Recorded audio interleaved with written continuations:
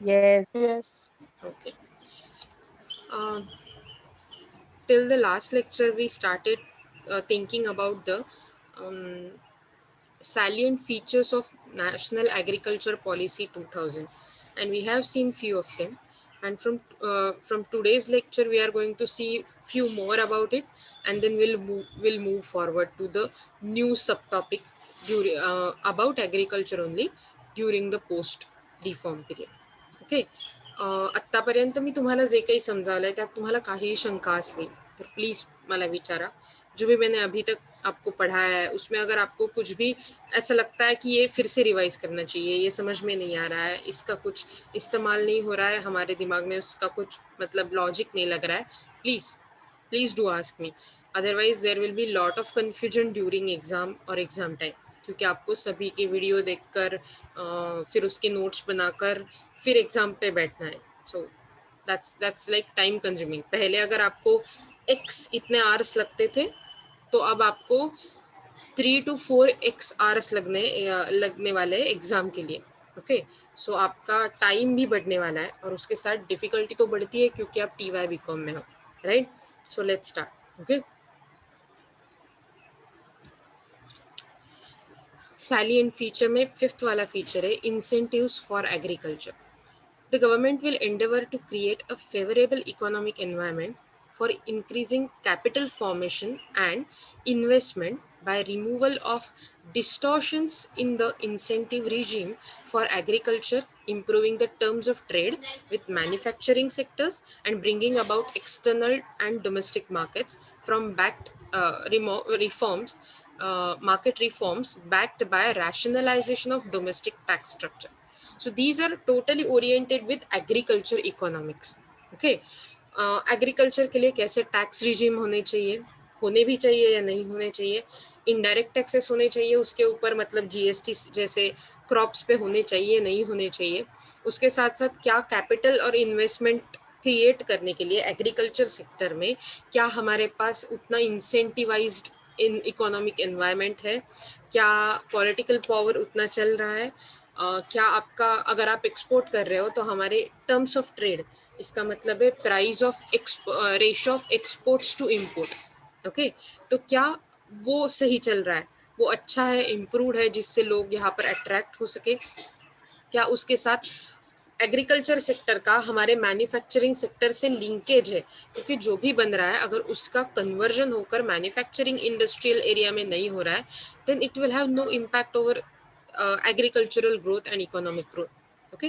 Because of impact of WTO arrangements for protecting the farmers from adverse impact of undue price fluctuation in the world markets, uh, and from and for promoting exports will be formulated, as well other aspects of marketing such as quality, choice, health and biosafety will be promoted.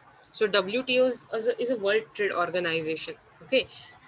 World Trade Organization ने through out the globe, पूरे world में farmers का interest protect करने के लिए price fluctuations पे कितनी रोक लगाई जाए और उसके साथ साथ एक्सपोर्ट्स कैसे प्रमोट हो, इसलिए प्रोडक्ट की, क्रॉप की क्वालिटी, चॉइस, उसकी हेल्थ और बायोसेफ्टी प्रमोट किया है, सो दैट लोग अच्छे क्वालिटी का माल बनाए, प्रोड्यूस करें और बेचे और लोग खरीदें. इन द सेंस ये दोनों साइड की बात करता है, डिमांड साइड जहाँ पर हम अनाज की डिमांड करते हैं और सप्लाई साइड जहाँ पर फार्मर्स और मैन्युफैक्चरर्स हमें वो अनाज और अनाज से बनी प्रोडक्शन मैन्युफैक्चर्ड प्रोडक्ट्स हमें प्रोवाइड करते हैं. तो ये सबको what we can say improve करने के लिए, एक स्टेप आगे लाने के लिए WTO ट्राई कर रहा है. The domestic agricultural market will be liberalized and all controls and regulations hindering increase in farmers' income will be reviewed and abolished to ensure the agriculturists receive prices commensurate with their efforts and investment. तो जो भी actually farmers अपने efforts डाल रहे आहेत, जितके कष्ट केले जात आहेत शेतामध्ये, त्या प्रत्येक कष्टाचं मोल सॉरी त्या प्रत्येक कष्टाचं मोल त्याला मनी फॉर्ममध्ये, इकॉनॉमिक फॉर्ममध्ये दिसलं पाहिजे आणि त्याच्यासाठी प्रयत्न केले गेले पाहिजेत through this policy. To promote exports, the strategy would be to diversify agricultural products and setting up supportive public management system. So उसके साथ एक्सपोर्ट्स को भी हमें बढ़ावा देना, एक्सपोर्ट्स को मोटिवेट करना है और इसके लिए सिर्फ एक ही क्रॉप की जगह हम डाइवर्सिफाई कर सकते हैं क्रॉप्स को जिनकी डिमांड है मार्केट में और जो आपके सॉइल की भी एक अच्छी हेल्थ बना के रख सके और उसके साथ सपोर्ट सिस्टम क्रिएट करे जो फार्मर्स को एक्सपोर्ट करने के लिए पूरी की पूरी मदद करे. Okay, the structure of taxes on food grains and other commercial crops will be received and rationalized. Appropriate measures will be adopted to ensure that agriculturists by and large remain outside the regulatory tax collection system. इसका मतलब है ऐसी system create करनी है जिससे agriculturist, इसका मतलब है जो एग्रीकल्चर फील्ड में काम कर रहे हैं, ओके, तो इनको ऑलरेडी बहुत ही कम इनकम मिलता है और उसके ऊपर टैक्सेस नहीं देने की उन पर गुंजाइश है या फिर उनको कुछ जो रूल्स है उसके हिसाब से वो टैक्स स्ट्रक्चर के बाहर चले जाए सो दैट उनको टैक्स पे करने नहीं पड़ेगा, ऐसा कुछ स्ट्रक्चर क्रिएट करना, that is also important. Farmers will be exempted from payment of capital gains taxes on compulsory acquisition of agricultural land. इसका मतलब है जब आप कुछ कैपिटल गुड्स भी खरीद रहे हो फॉर खेती, ओके, फॉर एग्रीकल्चर, तभी फार्मर्स को उनका टैक्स पे करने की ज़रूरी नहीं होनी चाहिए, इसका भी ध्यान रखा जाएगा. तो नॉट सिर्फ इनकम टैक्स, मतलब डायरेक्ट टैक्स ही नहीं, इनडायरेक्ट टैक्सेस की भी बारे में हम बात कर रहे हैं जो फार्मर्स को अफेक्ट करते हैं. Okay, let's C. Investment in agriculture. Public investment for narrowing regional imbalances, accelerating development for supportive infrastructure for agriculture and rural development, particularly rural connectivity, will be stepped up. In general कहाँ पे आपका investment चाहिए, ये हमें ये point में देखना है. पहले रीजनल इम्बैलेंस, रूरल एरिया में बहुत ज़्यादा प्रॉब्लम्स दिखते हैं, डिस्पेरिटीज दिखते हैं और उसके साथ साथ ग्रोथ भी कम दिखता है, वहाँ पर इनइक्वालिटी दिखती है और बहुत ज़्यादा डेवलपमेंट में एक्सेलरेशन की ज़रूरत है, थोड़ा स्पीड अप करना ज़रूरी है. रूरल इंफ्रास्ट्रक्चर डेवलप करने की ज़रूरत है जिसके लिए बहुत ज़्यादा इन्वेस्टमेंट लगने वाला है. A conductive environment will be created through the favourable price and trade regime to promote farmers' own investment as also investments by industries producing inputs for agriculture and agro-based business. इसका मतलब है पतंजलि जैसा देखो, तो Patanjali as a company क्या generally करती है, they start contract farming. इसका मतलब है वो कहाँ से, तो एक एक गांव को, एक विलेज को अप्रोच करते हैं जहाँ पर उनके रिक्वायरमेंट्स वाला क्रॉप प्रोड्यूस हो सकता है, ओके. और वो क्या करते हैं, वो पूरे के पूरे गांव के जो फार्मर्स हैं उनको इकट्ठा करते हैं और उनसे बातचीत करके एक कॉन्ट्रैक्ट बनवाते हैं जिसके साथ वो फार्मर्स के खेतों में जो भी कुछ उगेगा, ऑब्वियसली प्री डिटरमाइंड, मुझे अनाज मतलब मुझे राइस लगता है उसको व्हीट लगता है ऐसे नहीं, प्री डिटरमाइंड जो क्रॉप तय हुआ है वो जितना प्रोड्यूस होगा उतना सबका सब माल पतंजलि या फिर ऐसे कॉन्ट्रैक्ट वाले कंपनीज उठा लेती है. सो दैट ये जो क्रॉप्स उगे हैं इनका generally aromatic and medicinal plants रहते हैं ये, क्योंकि इनका कॉन्ट्रैक्ट फार्मिंग बहुत ही अच्छा जाता है और एक प्राइस फिक्स्ड होती है कॉन्ट्रैक्ट में, सो दैट जब भी कॉन्ट्रैक्ट में प्राइस फिक्स हो, अगर फ्यूचर में प्राइस गिरे भी तो भी फार्मर्स का नुकसान नहीं होता क्योंकि कॉन्ट्रैक्ट में लिखी गई प्राइस के हिसाब से ही उनको पैसे दिए जाते हैं. लेकिन ऑब्वियसली इसका एक बाय प्रोडक्ट और भी है, अगर फ्यूचर में प्राइस बढ़ती है जाकर तो भी उनको बढ़े हुए प्राइस का फायदा नहीं मिलता, उनको वो कॉन्ट्रैक्ट के हिसाब से ही प्राइस मिलती है. लेकिन जनरली अगर आप एग्रीकल्चर के बारे में बात करें, it's a very rare case that for farmers price increases. हाँ, मार्केट में प्राइस बढ़ता है, ओनियन का प्राइस बढ़ता है, तूर दाल का प्राइस बढ़ता है, हमें हर साल वो दिखाई देता है, राइट. लेकिन वो जो प्राइस इंक्रीज है वो फार्मर्स को उसका ज़्यादा फायदा नहीं होता, जो बीच वाले इंटरमीडियरी अथॉरिटीज़ रहते हैं या फिर इंटरमीडियरी पीपल, जिसको हम दलाल कहते हैं, ट्रेडर्स बोलते हैं, तो उनको फ़ायदा होता है इंक्रीज्ड प्राइस का, क्योंकि ये जो ट्रेडर्स है वो फार्मर्स से बहुत कम पैसे में अनाज उठाते हैं. Okay, let's see. Private sector investments in agriculture will also be encouraged more, particularly in areas like agricultural research, human resource development, post harvest management and marketing. तो क्या क्या काम करने के लिए प्राइवेट सेक्टर को ये सब एग्रीकल्चर में रिसर्च करवाने के लिए, ह्यूमन रिसोर्स डेवलपमेंट, इसका मतलब है कहाँ पर कितना लेबर फोर्स लगेगा और जो लेबर फोर्स लगेगा क्या उनको उतना ट्रेनिंग मिल रहा है, उसके हिसाब से क्या उनको सैलरी मिलने वाली है, इसके बारे में. पोस्ट हार्वेस्ट मैनेजमेंट, मतलब जैसे ही क्रॉप का प्रोड्यूस होकर हार्वेस्टिंग हो जाता है, तो हार्वेस्टिंग के बाद जो प्रोडक्ट का स्टोरेज है उसका कहाँ पर लेके जाना है, कहाँ पर बेचना है, इसका मैनेजमेंट एंड मार्केटिंग, इसमें प्राइवेट सेक्टर अगर इन्वेस्टमेंट करेगा तो that will be very very very helpful. The quality and availability of electricity supply will be improved and the demand for the agriculture sector will be adequately in a reliable and cost effective manner. तो अगर आप सोचे तो electricity बहुत ही ज़रूरी होती है आपको पानी डालने के लिए और बहुत कुछ चीज़ें करवाने के लिए जो एग्रीकल्चर रिलेटेड है, आपके फार्मिंग में ज़रूरी है, और इसके लिए ये इलेक्ट्रिसिटी सप्लाई में भी इन्वेस्टमेंट डालना ज़रूरी है, क्योंकि अगर वो इन्वेस्टमेंट की जाएगी तो नए ग्रिड्स बनेंगे, नए प्लांट बनेंगे जहाँ पर इलेक्ट्रिसिटी क्रिएट हो सके, और ऐसी क्रिएटेड इलेक्ट्रिसिटी फिर हम फार्मिंग के लिए इस्तेमाल कर सकते हैं. Okay, bridging the gap between irrigation potential created and utilized, completion of all the ongoing projects, restoration and modernization of irrigation infrastructure. Okay, irrigation म्हणजे जलसिंचन. जेव्हा त्यांचं असं म्हणणं आहे की इरिगेशनमध्ये किती इरिगेशन पाहिजे, जितना चाहिए और जो है एक्चुअल कितना हो रहा है, इसके बीच में जो गैप है वो कम करना, मतलब जितना चाहिए उतना ही होना चाहिए, ये ऐसी स्थिति निर्माण करना, that is called full employment in economic term. उसके बाद कंप्लीशन ऑफ ऑनगोइंग प्रोजेक्ट्स, मतलब जो अभी चल रहा है वो प्रोजेक्ट खत्म करना.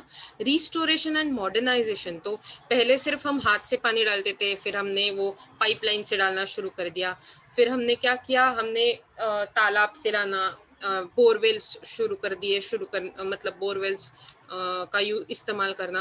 आज लोग आपको पता है स्प्रिंकल से खेतों को पानी डाल सकते हैं, या फिर ठिबक सिंचन जैसे छोटे छोटे तरीके हैं जिससे आपका फार्मिंग का इरिगेशन का फैसिलिटी सुधार सकते हैं. So these are the modernisation जिसके ऊपर आप काम कर सकते हो. ओके, इसके लिए ऑब्वियसली इन्वेस्टमेंट की बहुत ज़्यादा ज़रूरी है. इरिगेशन इंफ्रास्ट्रक्चर इंक्लूडिंग ड्रेनेज, तो कैसे ड्रेनेज सिस्टम होनी चाहिए आपके फार्म में. Evolving and implementing the integrated plan for augmentation and management of national water resources will receive special attention for augmenting मतलब क्वालिटी बढ़ाना. ओके, या फिर उसमें इम्प्रूवमेंट करना. Augmenting the availability and the use of irrigation water, तो जो भी water available है पूरे के पूरे नेशनल लेवल पे उसका अच्छे से अच्छे एफिशिएंट इस्तेमाल करने के लिए ये सिस्टम को जो सुधारना ज़रूरी है, that will take place with the help of these type of investment. Emphasis will be laid on development of marketing infrastructure and techniques of preservation, storage and transportation with a view to reduce post-harvest losses and ensuring a better return to the group.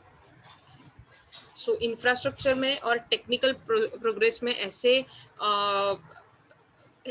Changes करके उसके साथ साथ preservation मतलब protection of the crop, storage, अच्छे से storage facilities और transportation यहाँ से वहाँ सब पहले सीड्स या फिर फर्टिलाइजर्स को लाना, फिर अपना क्रॉप जो है उसको मार्केट में ले जाना, ये सब फैसिलिटीज सुधारने के लिए ये और पोस्ट हार्वेस्ट लॉसेस मतलब जो हार्वेस्ट के बाद अनाज में लॉस होता है वो टालने के लिए भी ग्रोअर को इन्वेस्टमेंट की ज़रूरी होती है और वो प्रोवाइड करने की कोशिश की जाएगी. The weekly periodic markets under the direct control of panchayat raj institutions will be upgraded and strengthen. Direct marketing and pledge financing will be promoted. So उसके साथ साथ क्या क्या प्रमोट हो जाएगा? Direct marketing and pledge financing in the sense contract marketing. Again कि हम इतने प्राइस को लेकर ही रहेंगे, that is a pledge finance. आप एक प्राइस के नीचे फार्मर को नहीं लेकर जाते, सो दैट उसको एडिक्वेट अमाउंट मिल जाएगा उसकी क्रॉप के लिए. Producers market on lines of Rythu bazaars will be encouraged through the country. अब आपको मुझे बताना है व्हाट इज रियातू बाजार. ओके, मैंने ये आपके लिए खुला छोड़ा है, मैं इसके बारे में आपको बताने वाली नहीं हूँ कि क्या होता है रियातू बाजार, और नेक्स्ट लेक्चर में आपको मुझे बताना है. ओके, आप देख सकते हैं मैंने यहाँ पर लिखा है RYATU बाजार. Okay, let's see the next one. Institutional structure. Indian agriculture is characterized by dominance of small and marginal farmers. Institutional reforms will be so pursued as to channelize their energies for achieving greater productivity and production. ज़्यादा से ज़्यादा productivity और production लाने के लिए ये छोटे और मार्जिनलाइज्ड फार्मर्स को ऐसे इंस्टीट्यूशनल स्ट्रक्चर प्रोवाइड किया जाएगा. जैसे हमने देखा था कि इन्वेस्टमेंट के लिए PIBP था, मतलब जो बोर्ड था, राइट, प्रमोशन ऑफ इन्वेस्टमेंट वाला बोर्ड.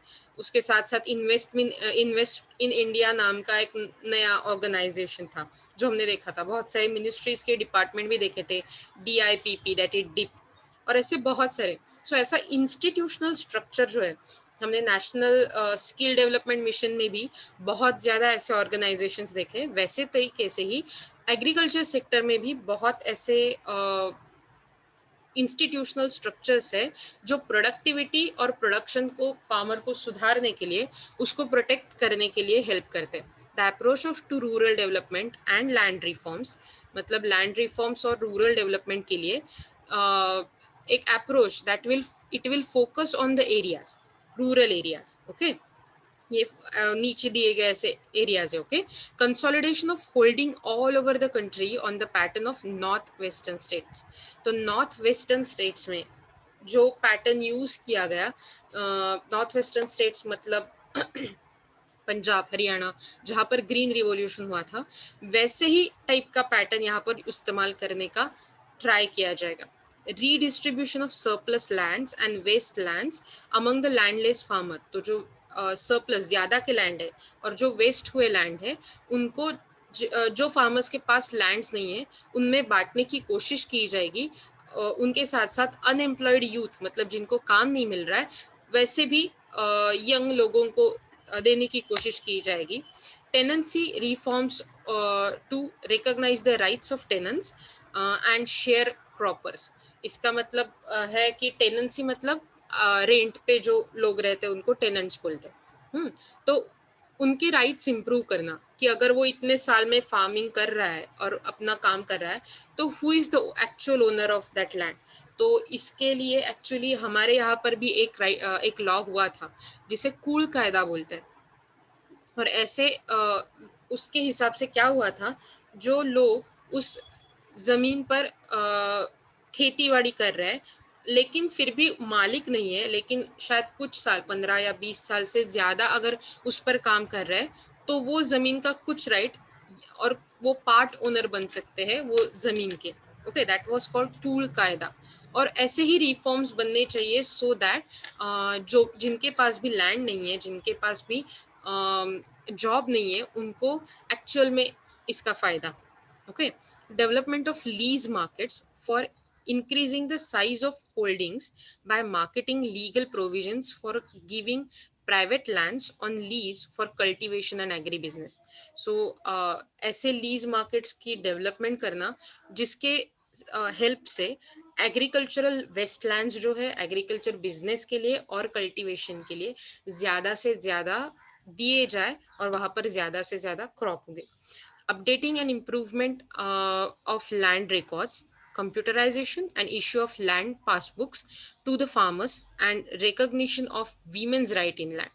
तो आई थिंक मेरे हिसाब से ऐसा एक ही स्टेट है कि जहाँ पर फार्मिंग में वीमेन राइट्स ज्यादा एम्पावर्ड है। I think it is a Kerala. Okay, so Kerala में क्या होता है कि एक वीमेन, एक फार्मर अब लैंड को ओन कर सकती है, whereas that was not case in other states few years back. I have to get the recent review about that, but few years back that was not the case. Okay, तो इसके हिसाब से अब तुमचे 7-12 असतात, तुमच्या जमिनीविषयीचे कागद असतात, हे सगळे पूर्वापार एक पेपरवर येतात। तो पहले से ही वो कुछ पेपर पे आ रहे हैं, कुछ ऐसे बहुत ज्यादा पेपर्स लगते हैं, इसकी जेरोक्स उसकी जेरोक्स, राइट। तो ये सब एक कंप्यूटराइज्ड रिकॉर्ड करना, लीगल रिकॉर्ड मेंटेन करना, और उसके हिसाब से जो भी चीजें जैसे issue of land passbook to the farmer, ये सब चीजें कंप्लीट करना भी जरूरी है, so that it will be helpful for voluntary, मतलब ये लैंड रिफॉर्म्स करने के लिए किनको पार्टिसिपेट करना है, कि panchayati raj institutions, voluntary group, social activities, community leader, so that ये सब का इस्तेमाल करके फार्मर अपनी कंडीशन इंप्रूव कर सकता है। Private sector participation will be promoted through contract farming, जैसे मैंने आपको बताया था, land leasing arrangements to be encourage. The rural credit institutions जैसे नाबार्ड जैसे बैंक, ओके, जो रूरल एरिया में खेती के लिए डेफिनेटली बनी है, और ऐसे बहुत ज्यादा प्रोग्राम्स जो हम देखने वाले हैं कि एक्चुअली क्रेडिट प्रोग्राम्स कैसे रहते हैं और क्रेडिट इंस्टीट्यूशंस कैसे रहते हैं, अगर आप फार्मिंग के बारे में, एग्रीकल्चर और रूरल एरिया के बारे में सोच रहे हो। तो ये सब the rural credit institutions will B geared to promote savings, investment and risk management. तो ये तीन के हिसाब से आप रूरल फाइनेंसेस प्रमोट किए जाएंगे, इम्प्रूव किए जाएंगे, savings, investment and risk management. Special measures will be taken for improving the cooperatives to remove institutional and financial weaknesses, and formation of simplified procedure for the sanction and disbursement of agriculture credit. तो actually जो पहले से बहुत loans है, उसका disbursement धीरे धीरे धीरे कैसे किया जाए, और अगर नए चाहिए तो कैसे नए स्ट्रक्चर किए जाए, इसके बारे में सोचना भी जरूरी है, which will be done through this policy. The endeavor will be to ensure the distribution equity in the disbursement of credit. Microcredit will be promoted as an effective tool of alleviating poverty. तो micro credit एक बहुत ही अच्छा programme रहता है micro loans का, जिस पर एक टिपिकल छोटा क्या काम शुरू करने के लिए, बिजनेस शुरू करने के लिए आपको पैसे दिए जाते हैं, लेकिन उस पर बहुत ज्यादा सुपरविजन रहता है। और ये प्रोग्राम थ्रू जैसे बचत गट रहते हैं, तो उनके लिए या फिर छोटे ग्रुप्स के लिए, एक छोटे छोटे गृहोद्योग के लिए, कुटीरोद्योग के लिए ये बहुत ही ज्यादा हेल्पफुल रहते हैं। Self help group banks linkage system suited to Indian rural sector will be developed. तो सेल्फ हेल्प ग्रुप मतलब जैसे बचत गट, ओके, कि खुद की हेल्प करने के लिए अगर लोग एक साथ आते हैं और कुछ बिजनेस शुरू करते हैं, फाइनेंस सिस्टम शुरू करते हैं, so self help group bank linkages भी बहुत इंप्रूव कर सकते हैं ये condition, hopefully. Next one will be risk management. तो एग्रीकल्चर है, क्लाइमेट से रिलेटेड है, बारिश से रिलेटेड है, एंड बहुत ही पेरिशेबल मतलब टाइम ओरिएंटेड है। तो क्या होता है, ये बहुत ही जरूरी है कि आप रिस्क मैनेजमेंट करें। Despite technological and economic advances, the condition of farmers continues to be unstable due to natural calamities and price fluctuation. दो चीजें जो फार्मर्स को बहुत ज्यादा डर दिखाती है, प्राइस फ्लक्चुएशन, आपके क्रॉप्स के प्राइसेस में कितना चेंज हो रहा है, और उसके हिसाब से आने वाली, उस नॉट उसके हिसाब से लेकिन उसके साथ आने वाली कैलामिटीज। इस टाइम बारिश ज्यादा हुआ है, इस टाइम बारिश कम हुआ है, फ्लड्स है, फेमिन्स है, तो ये सब है जिसकी वजह से हर बार आपका जो फार्मर है वो बहुत ही वल्नरेबल रहता है बारिश के ऊपर डिपेंड होने के कारण। National agriculture insurance scheme covering all farmers and all crops through out the country will with built-in provisions for protecting farmers from natural disasters, price fluctuation, etc. to be made effective. तो ऐसी एक national agriculture insurance scheme होनी चाहिए। And अगर आज के बारे में आप सोच ले तो ऐसी स्कीम्स इम्प्लीमेंटेड है। Okay, yes. Anas, which one point? Could you please tell me? कौन सा पॉइंट रिपीट करना है? दैट वुड बी गुड अगर मुझे आपको बता सके, I will repeat it. Okay, national agriculture और ये इंश्योरेंस स्कीम्स जो है वो ऑलरेडी इन एक्शन है। इसका मतलब है आज वो इंश्योरेंस स्कीम है, लेकिन क्या वो अच्छे से इम्प्लीमेंट हो रही है, ये भी देखना ज़रूरी है। ओके, अनस प्लीज़ आप मुझे एक बार चैट में या फिर बोलकर बताओ कि कौन सा पॉइंट आपको रिपीट करने की ज़रूरी है। Okay, I will do that. The next point is endeavor will be made to provide a package insurance policy for farmers right from sowing of crops, मतलब जिसको हम पेरणी बोलते हैं। ओके, सो राइट फ्रॉम पेरणी to the post harvest operation, तर पूर्ण post harvesting म्हणजे क्रॉप्स तुमच्या शेतातून बाहेर आल्यावरती फिनिश्ड प्रोडक्ट त्याच्या स्टोरेज पर्यंत, including market fluctuations in prices of agriculture produce. So कौन से सेक्टर में, कौन से एस्पेक्ट में आपको इंश्योरेंस का कवर देना है, राइट फ्रॉम सोइंग मैंने from start to end, price fluctuations हो, कोई भी हो, नेचुरल कैलामिटी हो, सबके लिए आपको वो इंश्योरेंस कवर प्रोवाइड करना है। The central government will continue to discharge its responsibility to ensure remunerative prices for agricultural produce through announcement of minimum support prices MSPs policy for major agricultural commodities. For keeping the trade environment conducive, the prices structure and trade mechanism will be monitored. So क्या क्या करके central government को ये करना है, पहले तो आपको एमएसपी मिनिमम सपोर्ट प्राइस, इसके बारे में हम पढ़ने वाले हैं ड्यूरिंग नेक्स्ट लेक्चर। तो एमएसपी के पॉलिसी के बारे में मेजर चेंजेस करवाने हैं सो दैट आपकी जो मिनिमम सपोर्ट प्राइस है, जो मिनिमम लेवल की प्राइस है, वो मेंटेन होनी ही चाहिए। उसके साथ trade environment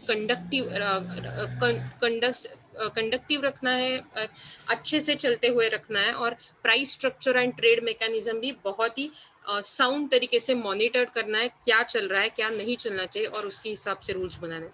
Okay, the government will enlarge the coverage of fluctuations of market in to minimize the wide fluctuations in commodity prices also। मतलब गवर्नमेंट फ्यूचर मार्केट्स में फ्लक्चुएशन कम हो इन द फ्यूचर, इसके लिए ट्राई करेगा, so that also for hedging their risk. Hedge करना मतलब cover करना। ओके, तो ऐसे रिस्क कवर करने की भी कोशिश करेगा। The endeavour will be to cover all important agricultural products under future trading in course of time. तो अभी के लिए सिर्फ अगर एक टाइप के प्रोडक्ट के लिए, एक टाइप के क्रॉप के लिए है, तो थ्रू आउट द टाइम आपको सभी के सभी क्रॉप, सभी के टाइप के farming under this risk coverage लाने। Okay, as far as management reforms are concerned, the central government will assist the efforts of the states through crop area target group efforts made in the interactive mode of partnership with states। तो states के साथ central की partnership करके, मतलब state government और central government मिलकर crops के बारे में, area के बारे में, टारगेट ग्रुप, तो इनके लिए क्या इम्प्रूवमेंट कर सकते हैं सो दैट आपका क्रॉप मैनेजमेंट और रिस्क मैनेजमेंट हो, और उसके लिए क्या रिफॉर्म्स करने चाहिए, क्या पॉलिसीज बनाने चाहिए, ये करना जरूरी है इन दोनों को मिलकर, सेंट्रल और state. To increase support products would be graded and standardised. तो प्रोडक्ट का स्टैंडर्डाइजेशन होगा, और database of agriculture would be prepared to make reliable estimates and forecast. Remote sensing would be made to collect, collate and disseminate data on agricultural prices for the use of farmers। तो पहले कैसे price है, आज कैसे है, तो using that data you can say कि आगे कैसे प्राइस हो जाएंगे, दैट इज फोरकास्टिंग। आपने पहले ही सेमिस्टर में देखा था डिमांड फोरकास्टिंग के बारे में, वही यहाँ पर किया जाएगा, और उसके लिए बहुत ही अच्छा डेटा रिकॉर्ड मेंटेन किया जाएगा। It will be collected, collated मतलब एक साथ किया जाएगा, और डिसेमिनेट डाटा मतलब उसका इंटरप्रिटेशन किया जाएगा, उसका फोरकास्टिंग किया जाएगा, और लोगों में बांटा जाएगा। ओके, फार्मर्स में बांटा जाएगा।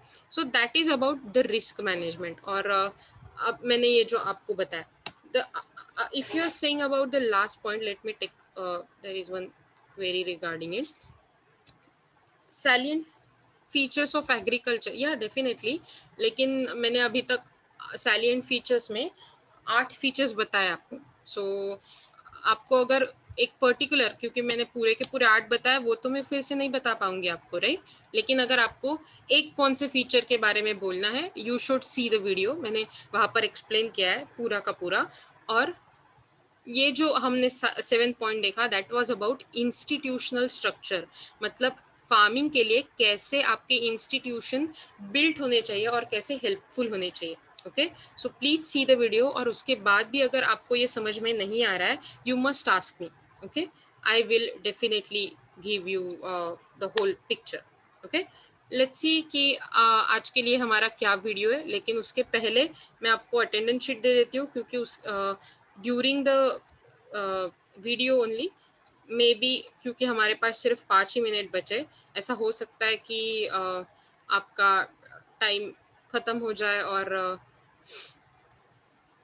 शायद हमारी मीटिंग कट हो जाए। तो अगर एक्स्ट्रा लेक्चर लेना है तो मैं आपको टाइम बताऊंगी और उसके हिसाब से हम एक्स्ट्रा लेक्चर कंडक्ट करेंगे, सो दैट हमारा ये जो बहुत ही स्लो चलने वाला लेसन है वो कम हो जाएगा। ओके, और कम हो जाएगा, ख़त्म भी हो जाएगा अच्छे से। या so let me start with this.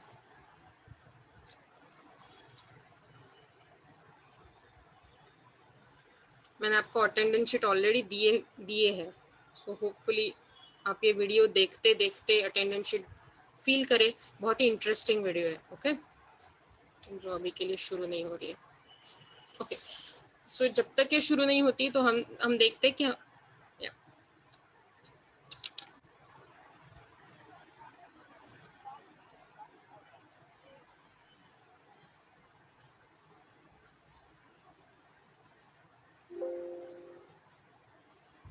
Okay, are you able to see my screen? आपको दिख रहा है क्या? एमएसपी के बारे में क्या है वो हमने देखा था। हमने 2 पार्ट्स देखे थे ये वीडियो के। आज एक ऐसे ही मंडी में चलते हैं। ये एक टिपिकल मंडी है जहां पर प्राइस नेगोशिएशन हो रहा है। हमने देखा था कि कैसे मंडी का इस्तेमाल किया जाता है फार्मिंग के लिए। ओके, आज उससे ही आगे देखेंगे।